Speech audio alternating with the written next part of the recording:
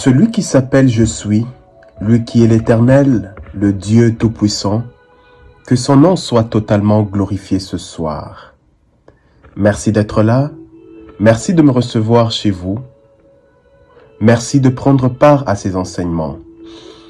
Que l'Éternel illumine les yeux de nos cœurs, afin de mieux comprendre la pensée des Écritures, car toute Écriture est inspirée de Dieu pour enseigner, afin de nous rapprocher davantage de notre Créateur. Car il est écrit, frères et sœurs, peuple de Dieu, tous nous connaîtrons l'Éternel, du plus petit au plus grand. Connaissons l'Éternel et cherchons à mieux le connaître. Connaissons l'Éternel et cherchons à mieux le connaître.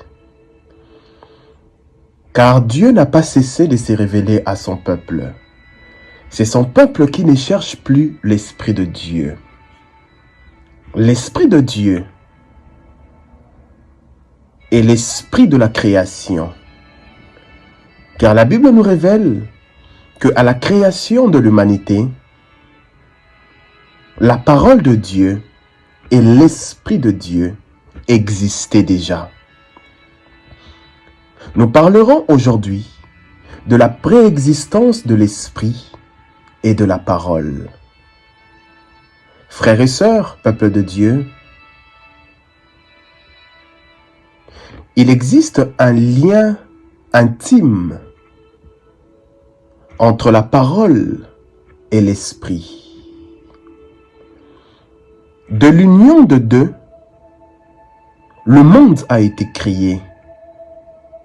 Alors, nous comprenons que l'œuvre de la création est l'œuvre de l'Esprit de Dieu et de sa parole. La parole de Dieu et l'Esprit de Dieu coopèrent toujours ensemble. Nous avons vu cela à la création de l'humanité. L'un ne peut pas fonctionner sans l'autre. Et dans la Bible, les livres de Genèse racontent d'abord le commencement de l'humanité. Comment le monde a été créé. Le livre de Genèse nous révèle qu'au commencement, l'Esprit de Dieu était présent. Non seulement l'Esprit de Dieu était présent, mais aussi la parole de Dieu était là. Lisons Genèse chapitre 1er. Genèse chapitre 1er. Que nous dit la Bible? À la création du monde, Genèse chapitre 1er, à partir du verset 1er jusqu'au verset 3. Le début du monde et de l'humanité. Frères et sœurs, peuple de Dieu, tout commence toujours par un début. Et c'est le commencement. La Bible dit, au commencement, Dieu créa le ciel et la terre. Et la terre était informe et vide, et avait de ténèbres à la surface de l'abîme. Et l'Esprit de Dieu s'émouvait au-dessus des eaux. Alors Dieu dit que la lumière soit, et la lumière fut. Au commencement, Dieu crée le ciel et la terre. La terre était comme un grand vide. La terre, le ténèbre recouvrait la terre. Et la Bible nous révèle qu'en ce moment-là, l'Esprit de Dieu planait sur les eaux. L'Esprit de Dieu s'éteignait au-dessus des eaux.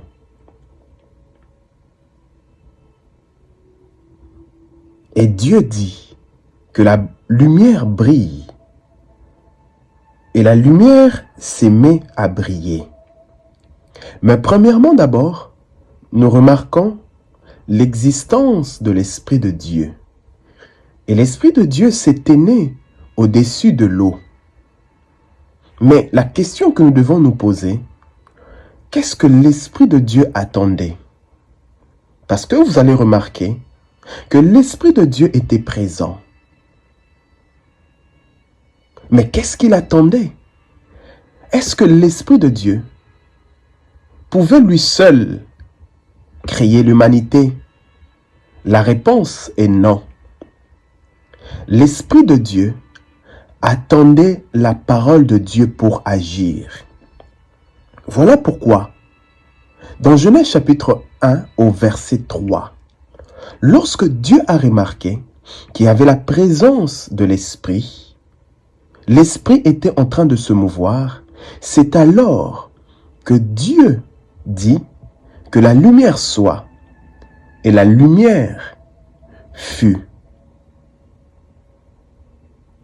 Comme pour dire, peuple de Dieu, l'Esprit de Dieu donne vie à la parole de Dieu. L'Esprit de Dieu accomplit la parole de Dieu. L'Esprit de Dieu et sa parole, ils existaient bien avant même la création de l'humanité. Genèse chapitre 1 nous révèle cela. Mais pour aller encore plus loin, lisons dans Jean chapitre 1. Jean chapitre 1, que nous dit la Bible? Je vous demanderai de prendre vos Bibles, d'ouvrir avec moi dans Jean chapitre 1er.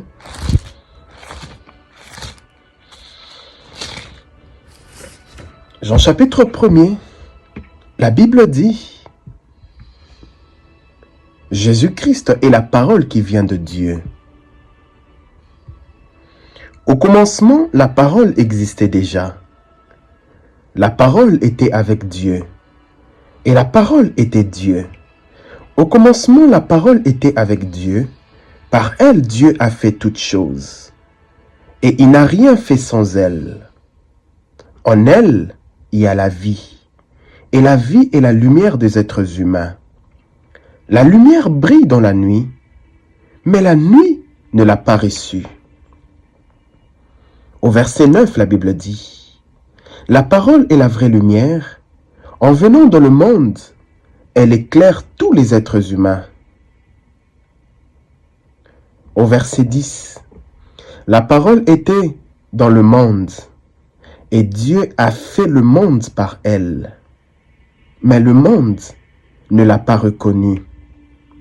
La parole est venue auprès des hommes, mais les gens de son peuple ne l'ont pas reçue.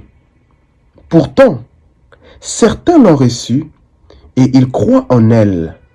À ceux-là, la parole a donné le pouvoir de devenir enfants de Dieu.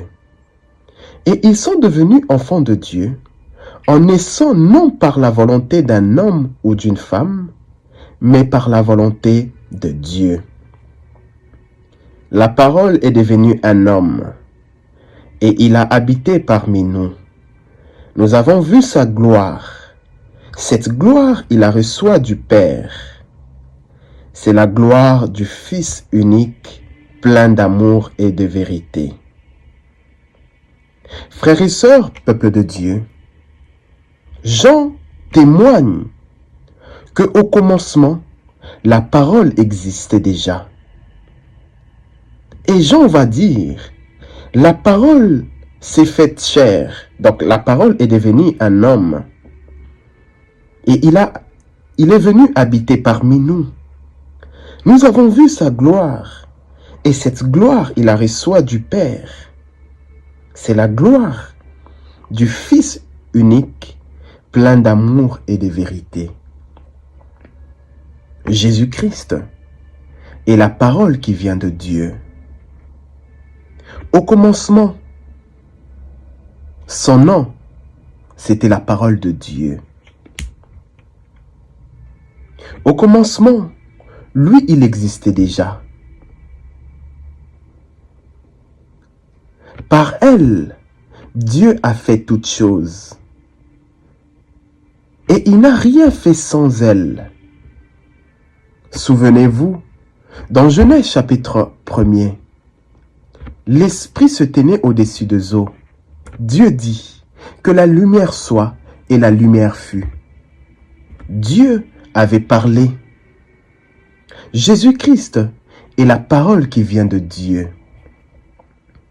Et dans le livre de Colossiens, l'apôtre Paul va expliquer clairement la préexistence de Jésus-Christ. Allons dans Colossiens, chapitre 1er, au verset 16.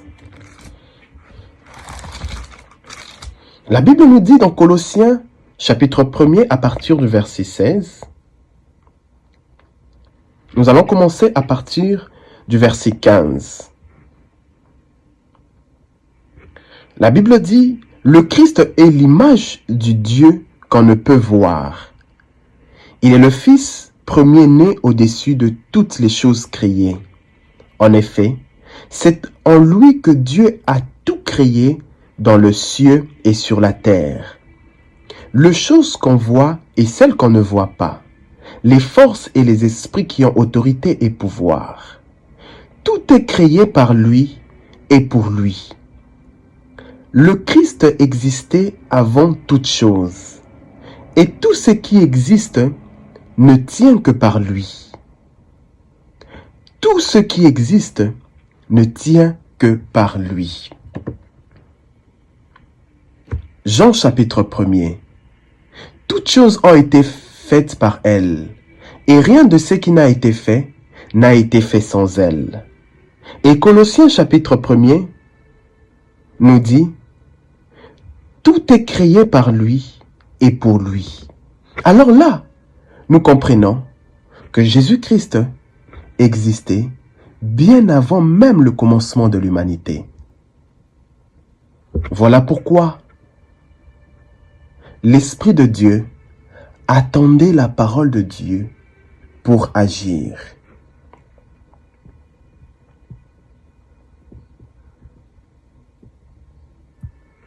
Nous avons vu cela avant même que Jésus-Christ commence sa mission sur terre. Lui qui était la parole. Mais il attendait recevoir l'Esprit de Dieu.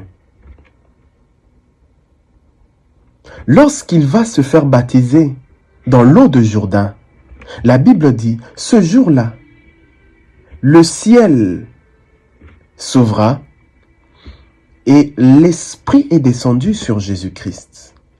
L'Esprit s'est posé sur lui. Et après ce jour-là, il a commencé l'œuvre de Dieu. Il a commencé à enseigner. Il a commencé à faire des miracles. Pourquoi? Parce que l'Esprit ne peut pas agir sans la parole et la parole ne peut pas agir sans l'Esprit.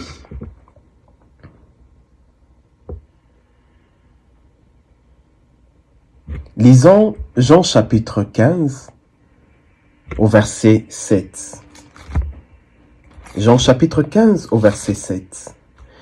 La Bible dit, dans Jean chapitre 15 au verset 7, « Si vous restez attachés à moi, et si mes paroles restent en vous, demandez ce que vous voulez et vous l'aurez. » Si vous restez attachés à moi, et si mes paroles restent en vous, demandez et vous recevrez. Peuple de Dieu, on s'attache à Dieu en esprit. Et lorsqu'on s'attache à Dieu, il faut aussi s'attacher à sa parole. C'est alors que nous pouvons demander et recevoir. On ne peut pas seulement s'attacher à Dieu sans s'attacher à sa parole. Jean chapitre 3 au verset 33. La Bible dit dans Jean chapitre 3 au verset 31,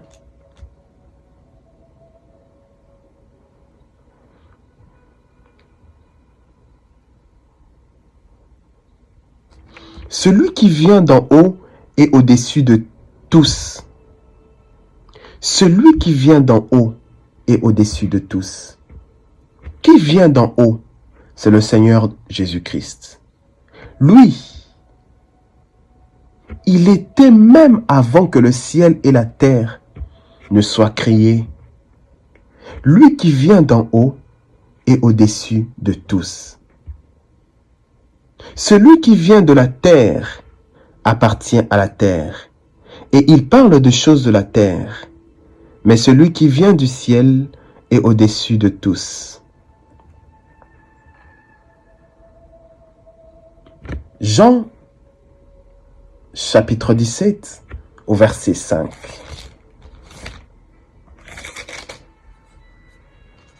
La Bible dit dans Jean chapitre 17, au verset 5, c'est Jésus-Christ qui prie pour ses disciples. Il dit, « Maintenant, Père, donne-moi cette gloire que j'avais auprès de toi avant que le monde existe. Donne-moi la gloire que j'avais auprès de toi avant que le monde existe. » C'est-à-dire que Jésus-Christ avait la gloire avant même la création. Par là, nous comprenons qu'il est le Dieu créateur. Il n'est pas le Père, mais il est Dieu. Au commencement, il était là. Au commencement, l'Esprit de Dieu était présent. Et par l'union de deux, le monde a été créé, frères et sœurs.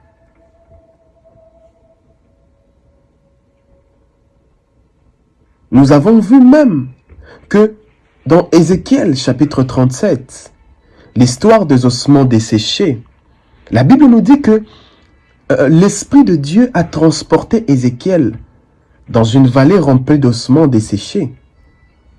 Et vous allez remarquer que lorsque l'Esprit de Dieu a transporté Ézéchiel, l'Esprit de Dieu va commander à Ézéchiel de prophétiser, de parler. Pourquoi? Parce qu'il y avait la présence de l'Esprit, mais il fallait aussi qu'il y ait la présence de la parole. Il fallait prophétiser, il fallait parler pour donner vie. L'Esprit donne vie à la parole. L'Esprit exécute la parole. Dieu va dire à Ézéchiel, prophétise et parle à l'Esprit. Et Ézéchiel va dire, ossements desséchés, écoutez la parole de l'Éternel. Ainsi parle le Seigneur l'Éternel. Je vais faire entrer en vous un esprit, et vous vivrez. Ézéchiel devait d'abord parler à l'Esprit, et l'Esprit devait donner vie. Dans ce texte, nous comprenons que Dieu révèle sa volonté, qui est de faire venir l'Esprit pour rendre la vie. Mais on ne peut pas faire venir l'Esprit sans qu'il y ait la présence de la parole.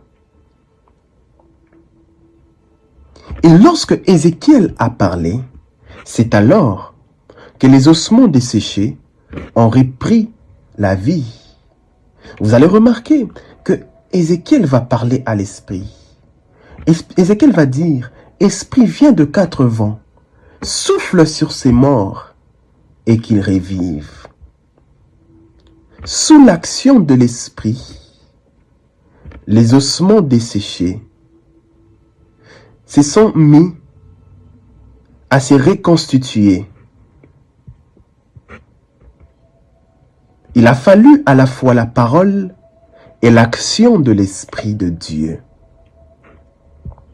Frères et sœurs, l'Esprit et la parole marchent toujours ensemble. Jésus-Christ a commencé sa mission avec l'Esprit de Dieu. Sans l'Esprit de Dieu, il ne pouvait pas accomplir sa mission. Lui qui était la parole de Dieu, il avait besoin de l'Esprit de Dieu. Voilà pourquoi, après avoir reçu l'Esprit de Dieu, dans Luc chapitre 4,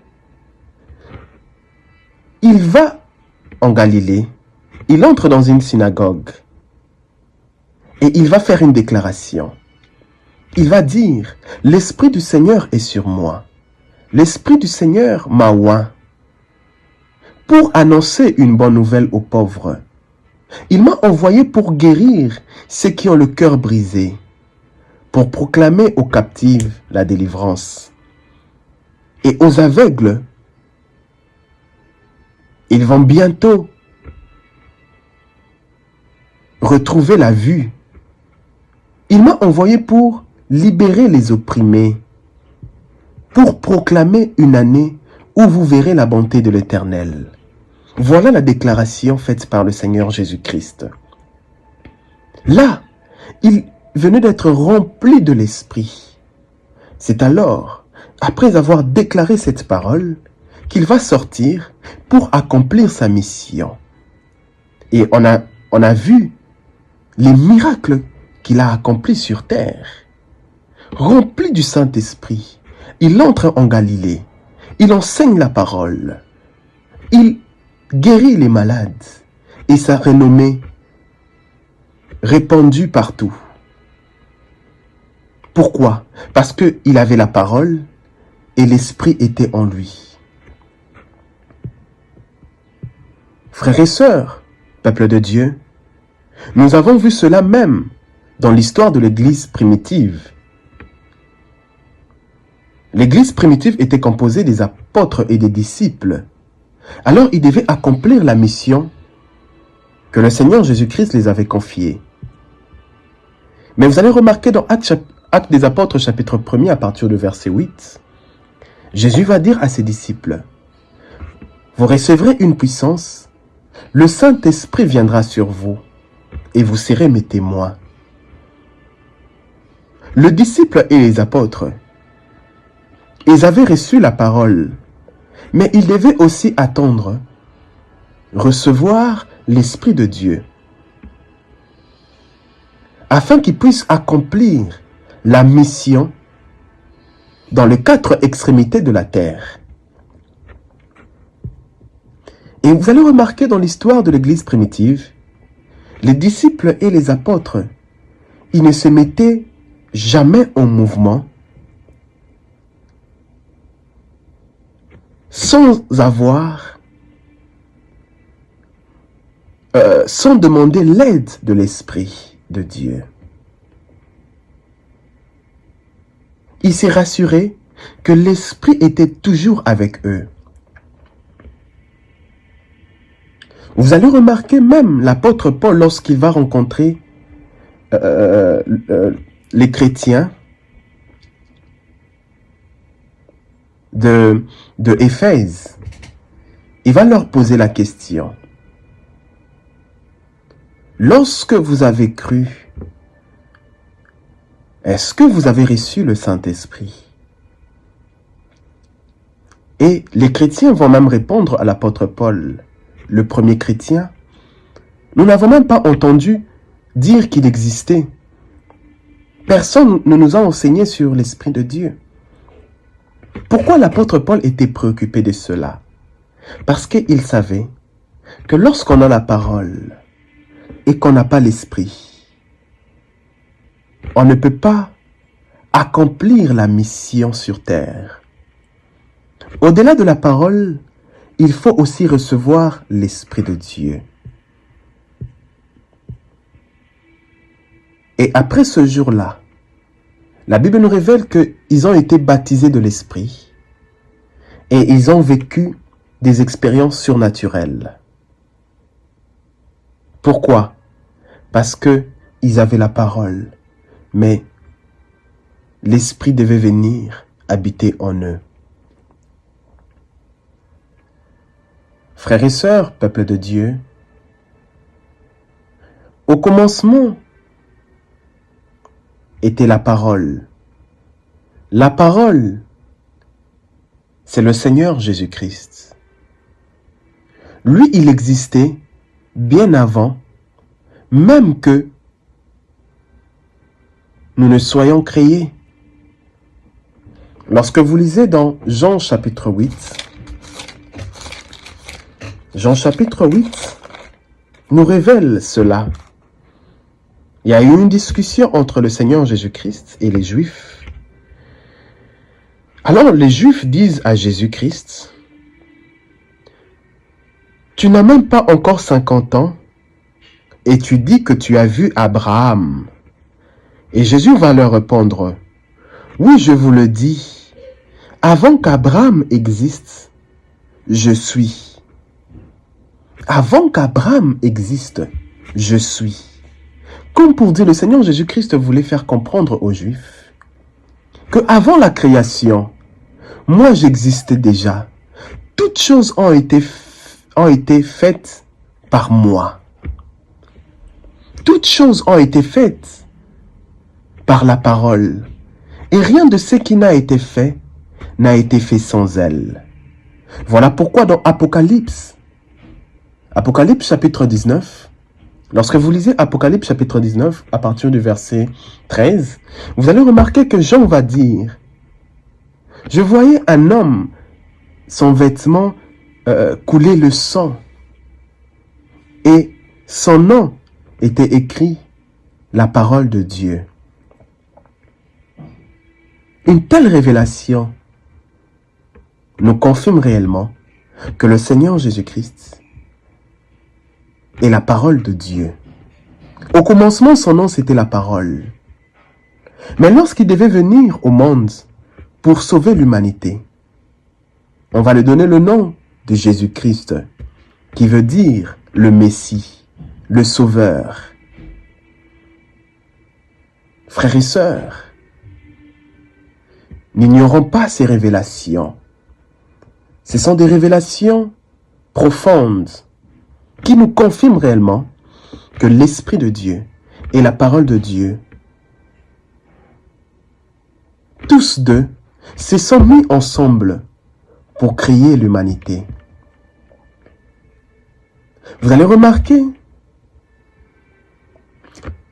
lorsque Dieu va dire à Moïse, il va dire à Moïse, « Tu iras libérer les Israélites. » Moïse va dire à Dieu, « Seigneur, quand ils me poseront la question, qui t'a envoyé? Quelle sera ma réponse? » Dieu va dire à Moïse, « Tu leur diras que je suis t'a envoyé. »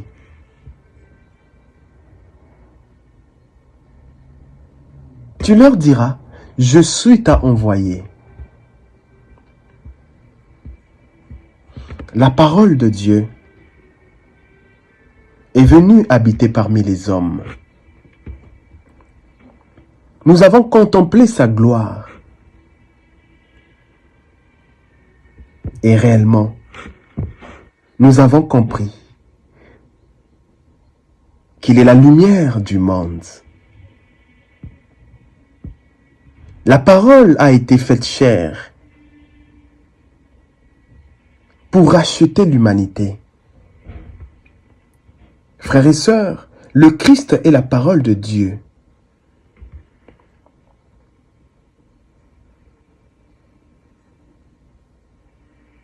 Lorsque nous lisons dans Proverbe, Proverbe nous révèle un secret. Proverbe chapitre 8 à partir du verset 22, la Bible dit, « L'Éternel m'a créé la première de ses œuvres.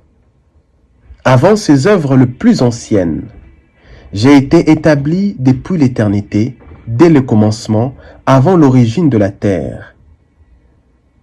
J'ai fus enfanté quand il n'y avait point d'abîme, point de source chargée d'eau.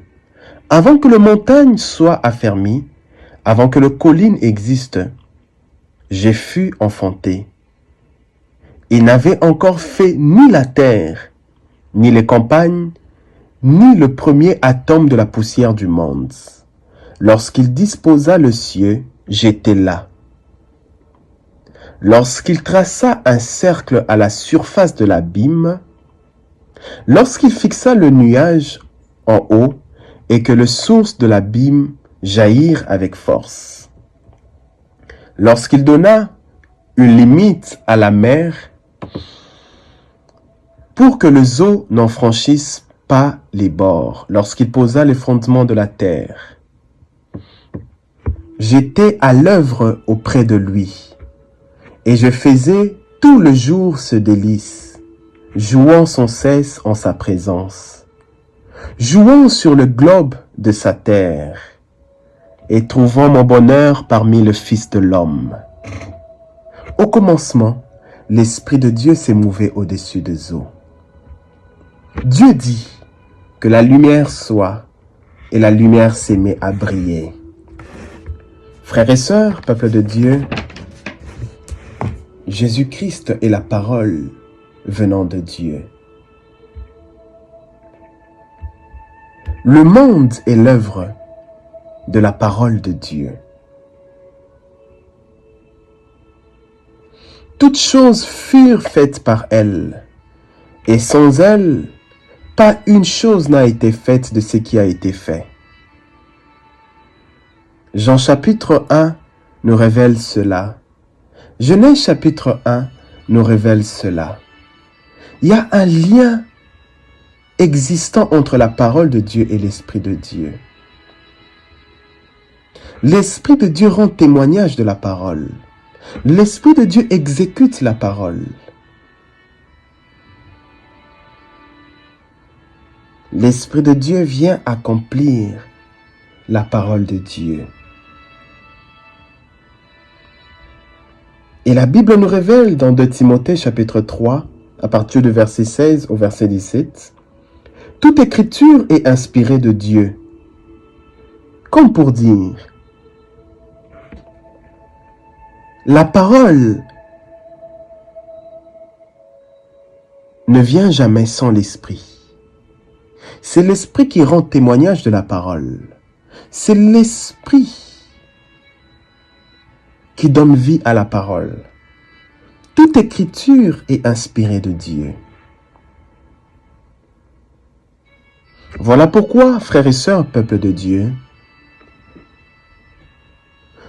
au-delà de notre attachement à Dieu, attachons-nous aussi à sa parole. Car au commencement, la parole existait déjà. Certes, il y avait la présence de l'Esprit de Dieu, mais il fallait que la parole aussi puisse être présente pour que le monde se crée. Et dans ta vie, tu n'as pas seulement besoin de la parole, mais tu as aussi besoin de l'Esprit de Dieu. Et lorsque les deux trouveront place dans ta vie, c'est alors que tu vivras de nouvelles expériences avec l'Éternel Dieu Tout-Puissant. Voilà le message que j'ai voulu partager avec vous ce matin. Que Dieu nous bénisse, qu'il nous protège, qu'il se révèle comme le héros de nos vies. À nous revoir prochainement pour d'autres enseignements. Shalom.